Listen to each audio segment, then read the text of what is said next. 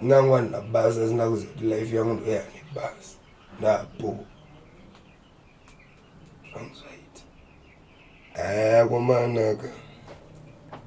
upenyu hwakangonaka uzo tairemadzwa tichingonzi nhamo hurimbo hunonamira yowe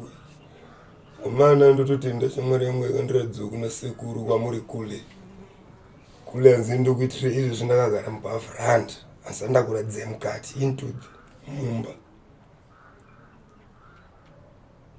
ndakangoitirwawo zvamakandiitira handi kutenda hangu zvandakaitirwa nakuri after 3 days ndakangozononovhura monake yako manake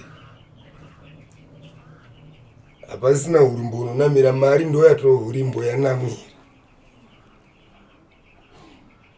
kudya mari enda above saka handizive kuti ndingakutendei sei ndatombokuendesaiwo kuhameno kunganzi chesingapore dubai mumbonoonokumwe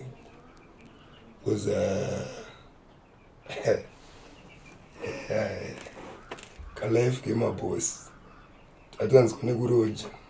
taabhavhuranda mudare takatyora isi nyaya kuti ndiri kubva hangu mugadheni but bosi handitori nagadheni napadheni aiwa sekuru ndiri kuuya kule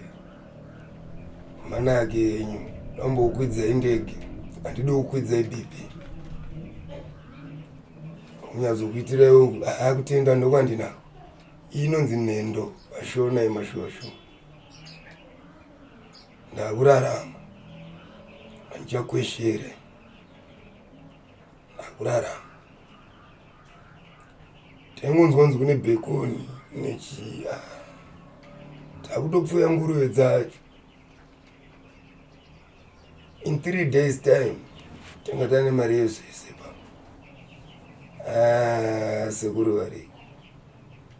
kana tazogara endai munosvikwa zviminyama vanhu vangovasikwe minyama sekuru variko aiva sekuru muriko nangu handina hangu chichemo indagutsikana hazvina nyoka hazvina chii chekuzonzi mbuti maita chakati imari chete zvakanaka ngosukwawo munhu soungokomborerwa zvinhu zvako zvingotambanuka wozodei munhu hamuna minyama asi muri kuzvipa minyama nekupiwa minyama tambainana sekuru nzvenyu zvitambanukizvo sekuru ndatenda hangu handinangu chekuchema angu amanake nangwani nabhasi asina kuziva kuti life yangu ndoya nebhasi ndapo